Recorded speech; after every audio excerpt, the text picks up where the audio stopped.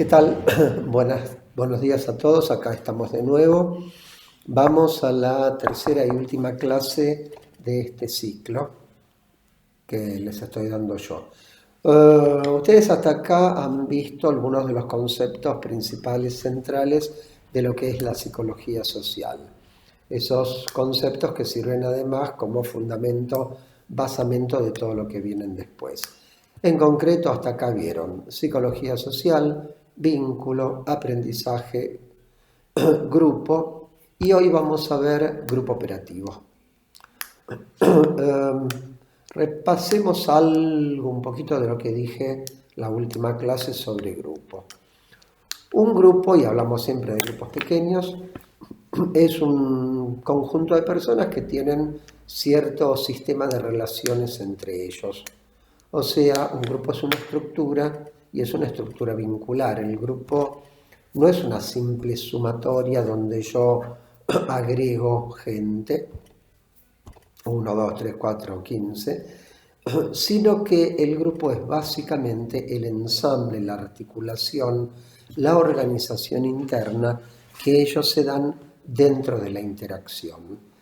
Hablábamos el otro día de la diferencia entre serie y grupo. En la serie hay interacción, pero es mínima.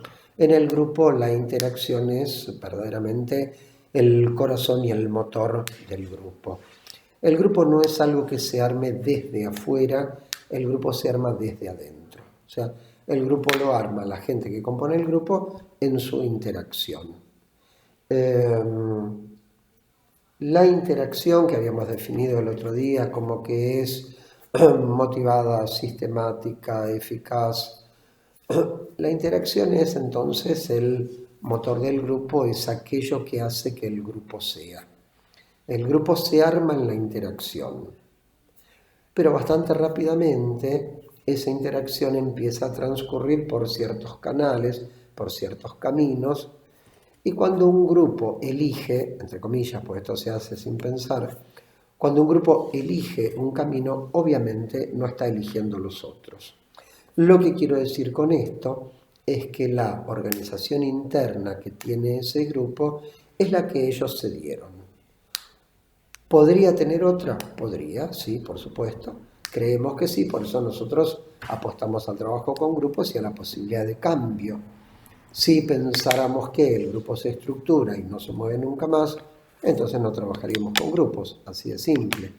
Trabajar con grupos es, por supuesto, una apuesta a la potencialidad transformadora del grupo. Es fácil que el grupo cambie su estructura vincular, sus modalidades de comunicación, los lugares asignados entre ellos. No, no es fácil.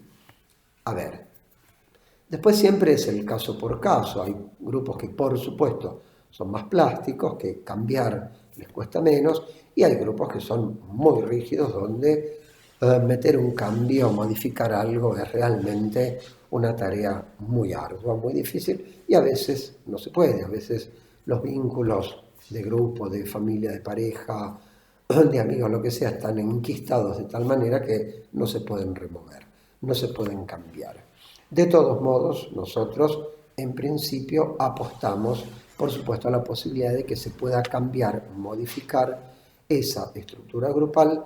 Sabemos, por supuesto, que esto nunca va a ser sin resistencias, ¿sí? Entendiendo por resistencia una fuerza que se opone a otra. Si yo quiero levantar esta notebook, la notebook va a ser una fuerza contraria, dada el peso que tiene, ¿sí? Yo la puedo levantar, pero no puedo estar 3 horas con la notebook así porque me canso y al final esa resistencia, esa fuerza contraria que hace el objeto que levanto, va a terminar por vencerme. ¿Se comprende? Ahora, los grupos humanos son espontáneos, se arman solos. Quiero decir, nosotros vivimos en grupo desde el comienzo de nuestra historia. Más aún, podemos pensar que el grupo es anterior a la comunidad. ¿Por qué? Y porque al principio de nuestra evolución como homínidos, cuando pasamos de simios a homínidos, Y al principio éramos grupos chiquitos que andábamos por ahí, no había grandes comunidades. Después con el tiempo fuimos avanzando y entonces pasamos del grupo a la tribu y así. El grupo está siempre presente en nuestra vida y los grupos se arman, se organizan de manera espontánea. Pero no todos los grupos se arman de manera espontánea porque hay grupos que se arman de manera planificada, ¿sí? Podemos decir que los primeros son grupos naturales, se arman solos, y los otros son grupos artificiales. ¿A qué me refiero con esto? Todo lo que sea una escuela, jardín, primario, secundaria, etc. Todo el sistema educativo dispone el sistema que se trabaja en grupos, porque la educación moderna es masiva, no es individual.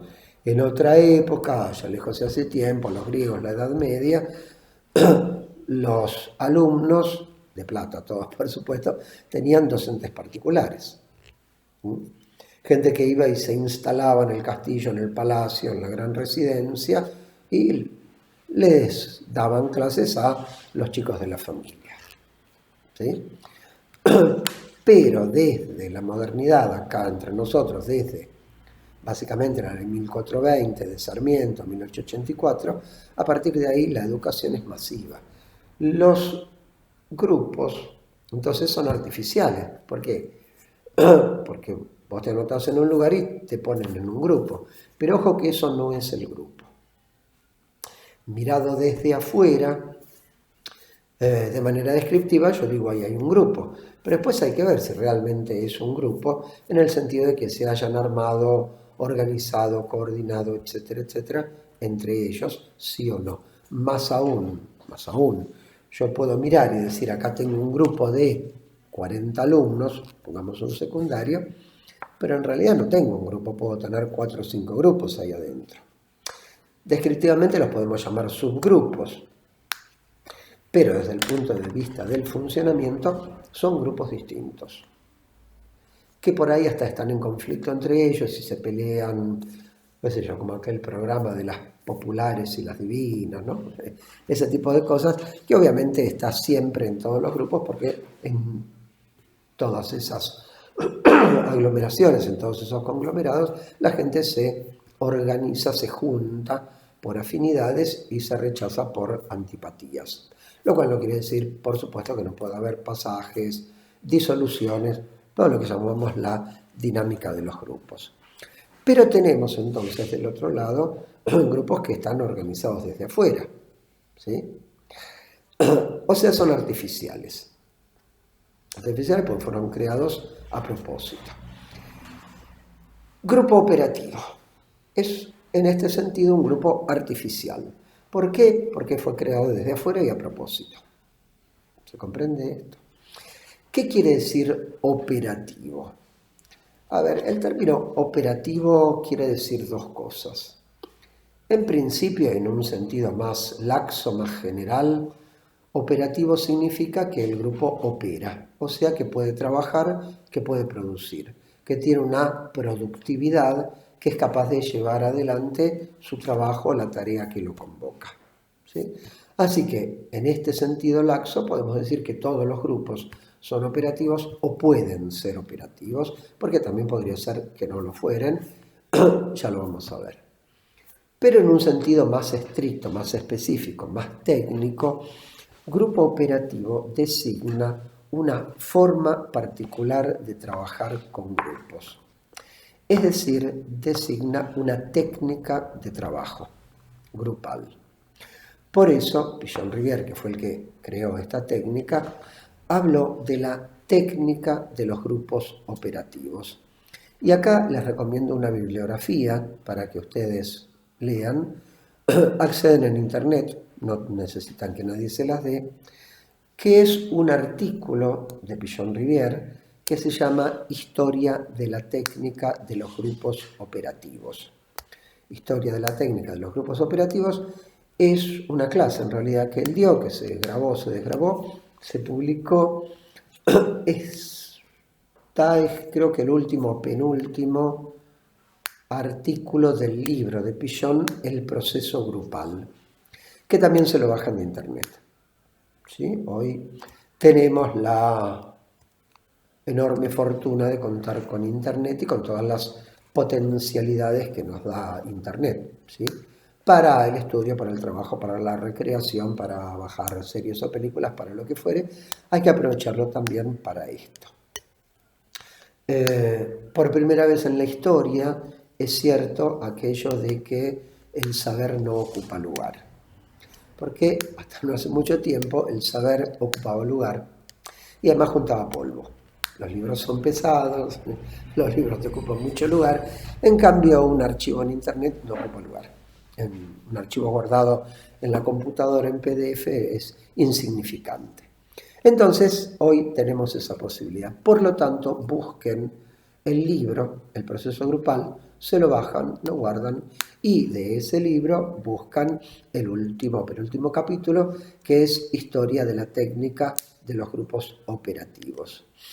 El término grupo operativo está indisolublemente ligado a la figura, al pensamiento de Enrique Pichon-Rivière, porque fue él el que creó, el que inventó esta técnica. ¿Qué es entonces una técnica? Una técnica es un procedimiento más o menos estandarizado para hacer algo, lo cual supone que tiene pasos sucesivos, ciertas reglas, cierta concepción que está por detrás de las reglas y de la técnica. Hay técnica para todo. Hay técnica para cocinar, hay técnica para pintar, hay técnica para hacer artesanías, hay técnica quirúrgica, técnicas para el análisis clínico en los laboratorios. O sea, es una serie de procedimientos estandarizados que tienen que ser razonables, por supuesto, que tienen que estar adecuados a eso que yo quiero estudiar o sobre lo cual quiero intervenir, una técnica quirúrgica, porque la técnica tiene que estar bien hecha. Si está mal hecha la técnica no me permite trabajar o los resultados no son confiables o directamente me engañan, como pasa por ejemplo con las estadísticas, que si las muestras no están bien tomadas los resultados no sirven para nada. Pero esa técnica, ese qué hacer, ese hacer concreto, porque la técnica es el qué hacer, es un procedimiento, yo hago con los procedimientos, esa técnica de grupo operativo está sustentada en una teoría. Y esa teoría es la teoría de Pichon-Rivière sobre los grupos, que le permite a Pichon entender, decir qué es un grupo, qué pasa en los grupos y qué hay que hacer en los grupos. ¿Se entiende esto? Porque la psicología en general y la psicología social en particular no es una disciplina teórica, abstracta. Esto no es filosofía, ni matemática, ni lógica. La psicología, por lo tanto la psicología social, es una disciplina empírica, interviene, hace cosas. Entonces, el saber teórico supone también un saber práctico. Por supuesto, la teoría tiene que estar bien engarzada con la técnica, porque si no, yo digo una cosa y hago otra. Esto es común, por supuesto, ¿no? Hay gente que dice una cosa, declama algo sobre sus principios, pensamientos, creencias, etc. Y después en los hechos hace otra cosa distinta. Entonces tiene que haber una coherencia, una articulación, un ensamble correcto entre la teoría general y la técnica, que es la que me permite intervenir en ese campo de trabajo particular. Lo podría poner en un dibujito. Vamos a poner la teoría, bajamos la técnica, el procedimiento, y vamos a tener acá abajo el campo de trabajo, que sería el grupo. ¿Se ve? La teoría, una técnica que deriva de la teoría y todo esto aplicado a lo que sería el campo de trabajo, que en nuestro caso es el grupo, los vínculos. ¿Se entiende? Bien, eso sería más o menos lo que estoy explicando. ¿Qué es entonces la técnica de grupo operativo? Es una forma particular de trabajar con grupos. ¿Es la única manera de trabajar con grupos? No, por supuesto que no. Hay muchas otras formas, modos, maneras, técnicas de trabajar con grupos. ¿Son mejores? ¿Son peores? Depende. Depende sobre todo de para qué quiere uno trabajar con el grupo, es decir, qué quiere uno lograr, buscar, conseguir trabajando con grupos. ¿Se entiende? La técnica de grupo operativo sirve para algunas cosas, para algunos objetivos, para algunas metas que yo tengo. No sirve para todo. Por eso hay otras formas de trabajo grupales, hay otras técnicas. Por ejemplo, el psicodrama, por ejemplo, los grupos gestálticos, por ejemplo, los grupos rogerianos, por ejemplo, qué sé yo, los grupos de expresión corporal, de yoga, de lo que sea, no son grupos operativos en sentido estricto. En sentido genérico, por supuesto, si logran su cometido, sí, son grupos que cumplen su función, por lo tanto, operan, son eficaces, consiguen sus objetivos. Entonces, deslindemos. Estoy hablando de una técnica particular, específica, de una forma de trabajar con grupos que depende de una teoría. No es la única, hay otras, no voy a explicar todas las otras, me concentro en esto que es lo nuestro. Grupo operativo es lo que ustedes están haciendo de manera virtual y que espero que a partir del segundo cuatrimestre, a partir de agosto, lo podamos hacer como lo hicimos siempre, toda la vida, y como lo vamos a seguir haciendo toda la vida. Estas son condiciones muy especiales, ustedes ya saben, no podemos reunirnos, el contagio y todo lo demás. Por lo tanto, trabajamos así, pero el grupo en general, el grupo operativo en particular, es un grupo presencial, ¿sí? De interacción cara a cara. Ahora, ¿qué quiere decir entonces grupo operativo? Ya les dije, es una técnica particular, es una forma particular de trabajar con grupos. ¿A dónde apunta? Porque toda técnica apunta a algo, toda técnica quiere lograr algo, quiere lograr algún objetivo, no desde el grupo, sino desde aquel que pone la técnica para trabajar con el grupo, ¿sí? Las técnicas pedagógicas, esas que implementan maestras y profesores en el aula, se supone que apuntan al aprendizaje, que son formas de transmisión de los conocimientos y que tienen que favorecer, por supuesto,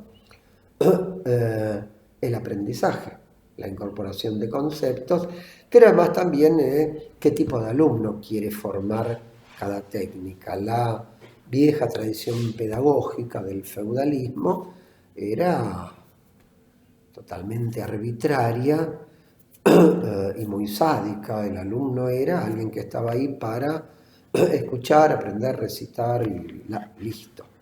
La pedagogía moderna, por supuesto, pretende otra cosa. Pretende que el alumno no solamente incorpore y repita, sino que además, y sobre todo, pueda pensar.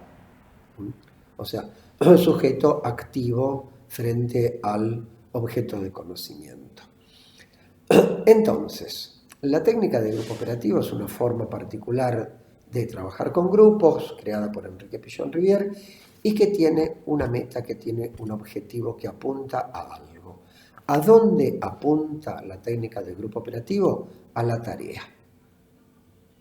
¿Se acuerdan que cuando di la definición larga de grupo, conjunto restringido de personas, les dije que había dos elementos, hay dos conceptos, que para Pillon eran los organizadores del trabajo grupal y que del proceso grupal, y que esos dos conceptos eran la tarea y la mutua representación interna.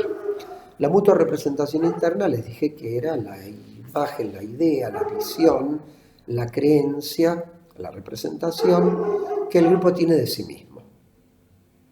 ¿Sí? Está en el orden de lo imaginario, está en el orden de la fantasía, porque lo que cree el grupo sobre sí mismo no tiene por qué ser correcto ni ajustado a la realidad, puede tener un nivel de distorsión muy grande. El otro organizador es la tarea. Tarea significa trabajo. Y lo que nos va a decir Pichon es que la tarea es universal. No porque todos los grupos tengan la misma tarea, de hecho hay tareas enormemente diversas en los grupos. Aprender, estudiar, formar, capacitarse, qué sé yo, vender, comprar, curar, 10.000 jugar, armar un equipo para competir. Cada grupo tiene su tarea.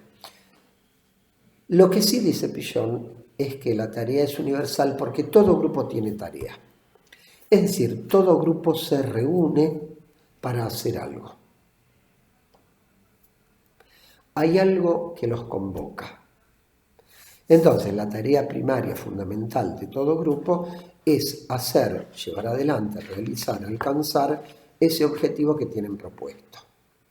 En el caso nuestro acá, en la escuela, el objetivo del grupo operativo de la escuela en su conjunto no es enseñar psicología social, no se trata simplemente de transmitir, sino que se trata de formar, un proyecto de formación. O sea, gente que pueda salir con una capacitación teórico-técnica para poder comprender e intervenir en situaciones vinculares, en procesos grupales. ¿Se entiende? El objetivo nuestro es de formación. Queremos capacitar, queremos que ustedes adquieran un rol profesional que hasta aquí no tiene. Ahora, como ya les dije, no todos los grupos tienen esta tarea. Pueden tener tareas distintas, no importa. La cuestión entonces es que la técnica del grupo operativo se centra en particular en la tarea que el grupo tiene que llevar adelante y en cómo se organizan entre ellos los vínculos en función de esa tarea. Con lo cual tenemos dos tareas. ¿Qué hacemos con aquello que nos convoca y qué nos hacemos entre nosotros en función de esa tarea que tenemos que llevar adelante? A esas tareas Pichon las llamó tarea explícita y tarea implícita, un término no muy feliz porque explícito e implícito quiere decir otra cosa, pero digamos que las dos tareas serían la tarea prescripta y el trabajo de los vínculos. ¿Sí? La tarea, la dinámica y la interacción entre ellos es lo que me va a marcar el itinerario y el destino de un grupo. Entonces, ¿qué es la tarea? Tarea es trabajo. Como todo trabajo es esfuerzo. ¿Sí? Para trabajar hay que poner. Para trabajar hay que estar mínimamente adaptado a la realidad. Si yo no estoy adaptado a la realidad, no estoy trabajando, estoy jugando. Ese sería el juego de los chicos. ¿Sí? Trabajar requiere, por lo tanto, un cierto tipo de pensamiento, un cierto tipo de funcionamiento mental, que más adelante lo van a ver como proceso secundario y otras formas de denominarlo. ¿Sí?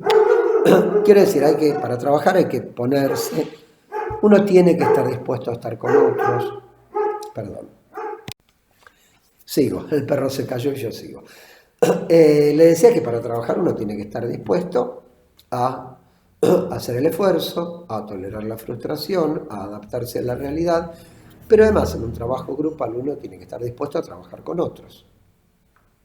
O sea que la tarea siempre va a implicar los vínculos, siempre.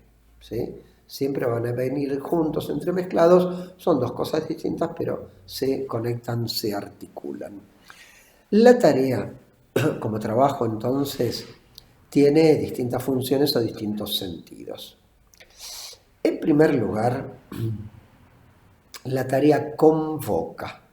Los grupos son convocados para hacer algo. Estudiar psicología social, hacer yoga, vender, qué sé yo, barbijos, lo que ustedes quieran.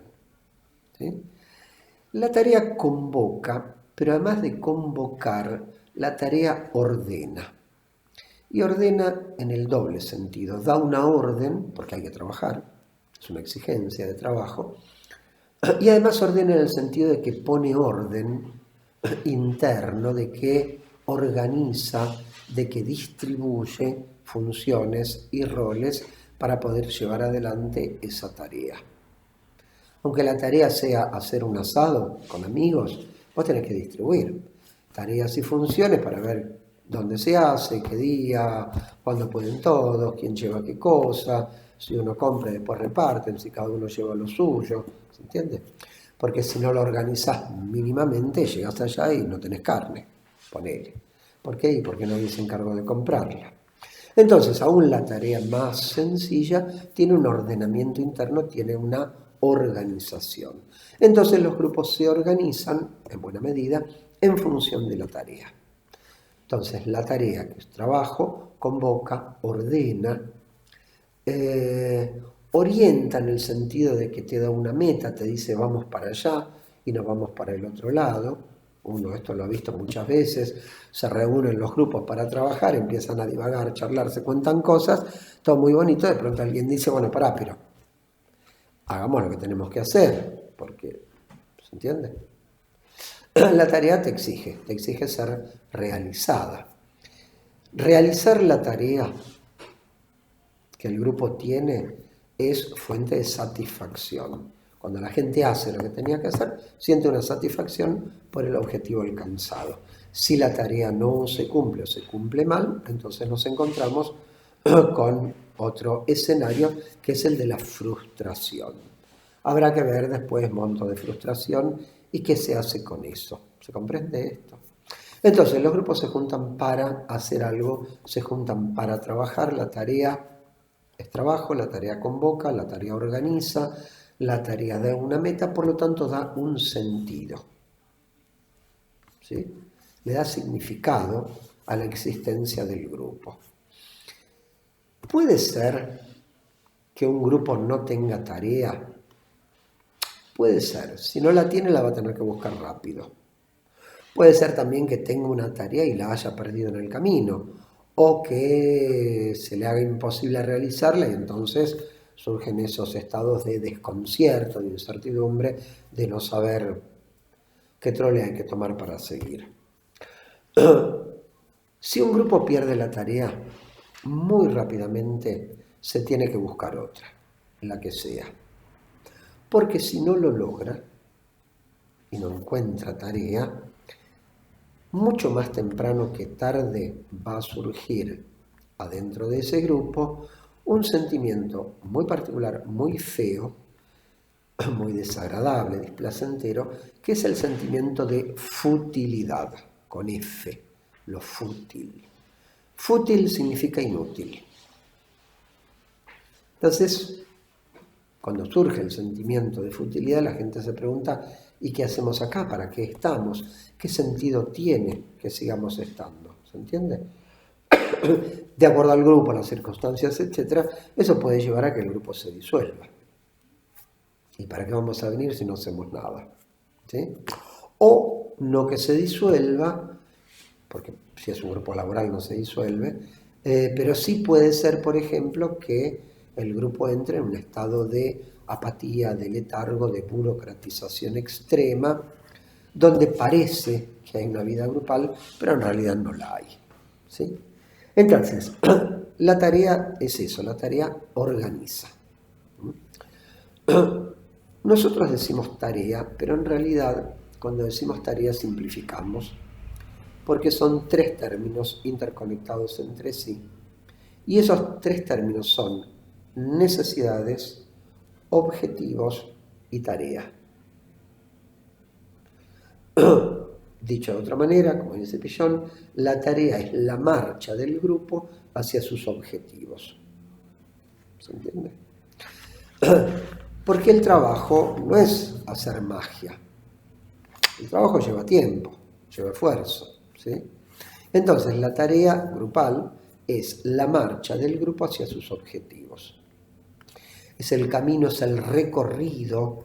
Pillon usa esta metáfora de la marcha, del camino. Bueno, no por nada esta escuela se llama itinerante también, ¿no?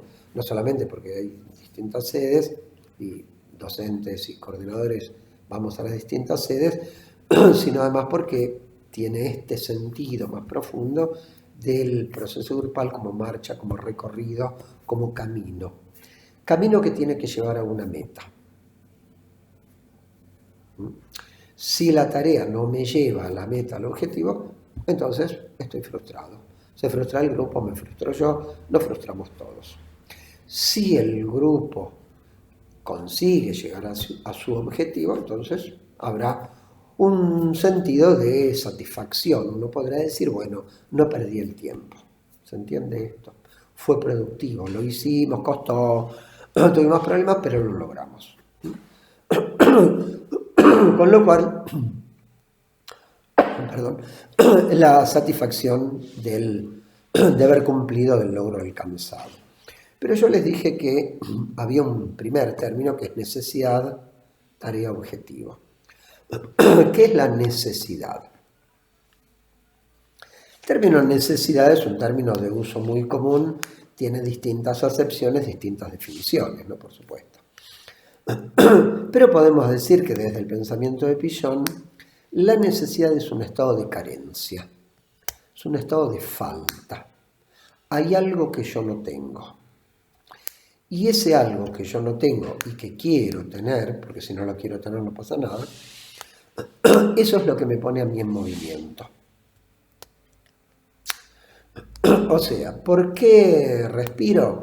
Y porque no tengo oxígeno adentro, lo tengo que ir a buscar afuera. ¿Por qué como? Y porque no me puedo alimentar a mí mismo, tengo que buscar la comida afuera. ¿Por qué establezco vínculos? Y porque hay cosas que solo no puedo y necesito a los otros para que me las den.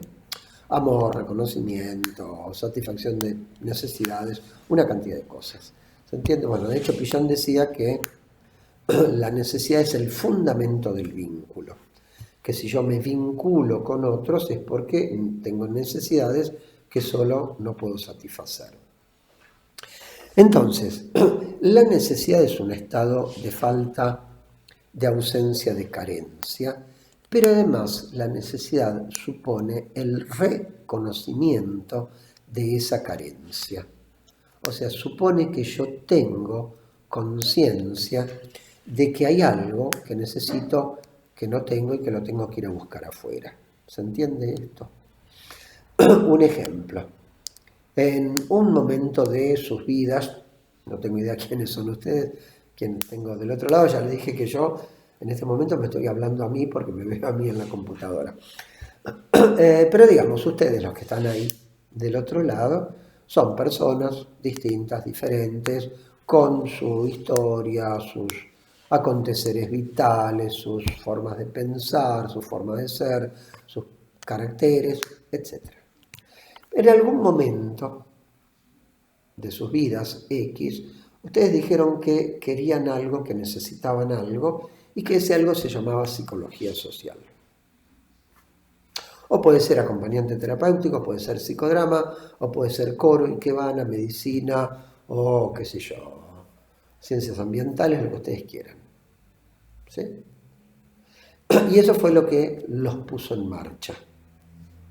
Se juntan con otros que quieren lo mismo, ya les dije que la educación es masiva, y entre todos harán un recorrido, una marcha, un itinerario, hasta llegar a eso que ustedes buscan, que es aprender psicología social, ser psicólogos sociales. ¿Se entiende esto? ¿Y qué pasa si tengo la necesidad y no la reconozco y no me muevo? Si yo no reconozco que necesito algo, no me muevo. ¿Sí? Entonces, tenemos un grupo, gente que interactúa en pos de un objetivo. Tienen que llevar adelante su tarea explícita, pero también tienen que trabajar los vínculos entre ellos. La marcha del grupo hacia sus objetivos es siempre una autopista, digamos, Buenos Aires-Rosario, que son 250 kilómetros donde no hay nada que te cruce, porque vieron que a Mar del Plata uno va pasando pueblos, tiene que bajar la velocidad, etc. Pero ahí es autopista derecho, como Rosario-Córdoba, no tenés obstáculo. No. Muy pocas veces el trabajo de un grupo, cualquier tarea en la vida, es poner quinta en la autopista e ir derecho. A veces el camino es una ruta, a veces el camino es una avenida, a veces es una calle, a veces es un pasaje o una cortada, no siempre es recto, puede haber subidas, bajadas, curvas contra curvas, ¿se entiende? La tarea grupal siempre tiene... Sigo. Les decía lo de la marcha del grupo hacia sus objetivos. El camino no siempre es terso, puede haber problemas, inconvenientes, dificultades. Cuando un grupo trabaja sus dificultades, está en tarea. Aunque le lleve tiempo, mientras lo enfrente, porque eso también forma parte del trabajo, enfrentar las dificultades. Ahora, puede ser también que en algún momento del camino se presente algún obstáculo que sea insalvable. Se inundó la ruta, se cayó un árbol por la tormenta y entonces no se puede pasar por la calle, hay un piquete que obstruye el camino, ¿se entiende? ¿Qué pasa ahí entonces? El grupo se paraliza frente al obstáculo. Si el grupo se queda en la parálisis frente al obstáculo, si no puede enfrentar esa dificultad, surgen entonces los dos obstáculos que les decía la vez pasada con respecto al aprendizaje, pero esta vez a nivel grupal. El obstáculo epistemológico y el obstáculo epistemofílico. El obstáculo epistemológico deriva de la dificultad de lo que tienen que encarar. Estudiar psicología social no es sencillo, nada es sencillo, todo es complicado, así que puede haber problemas. O bien el obstáculo epistemológico puede derivar de que yo no tengo con qué hacerle frente a algo que tal vez no sea demasiado difícil, pero lo es para mí, porque mis esquemas mentales no me permiten acceder a eso. Después están los obstáculos epistemofílicos, que son obstáculos de orden afectivo, donde son las ansiedades, las angustias, los miedos, la decepción, la depresión, la alta exigencia, la autodesvalorización, la persecución, lo que sea, las emociones en los vínculos que hacen en lugar de un ensamble, hacen un nudo, y entonces ahí el grupo se trabó y no sigue avanzando.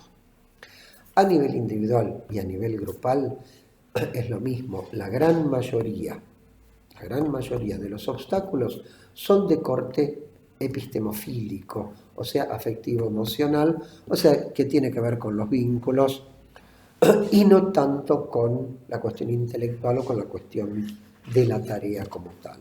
¿Se entiende esto? ¿Siempre aparecen las dificultades en los grupos? Sí. ¿Siempre se instala un obstáculo? No, no siempre. Ahora, si el obstáculo, cualquiera de ellos, se instala, hay que removerlo. Porque si no se remueve el obstáculo, entonces el grupo se va a quedar en un estado muy particular que se llama pretarea, que hay que entenderlo como lo contrario de la tarea. El grupo se estanca, se burocratiza, deja de funcionar, pierde elasticidad, pierde vida, y entonces es un grupo que dejó de trabajar. ¿Sí?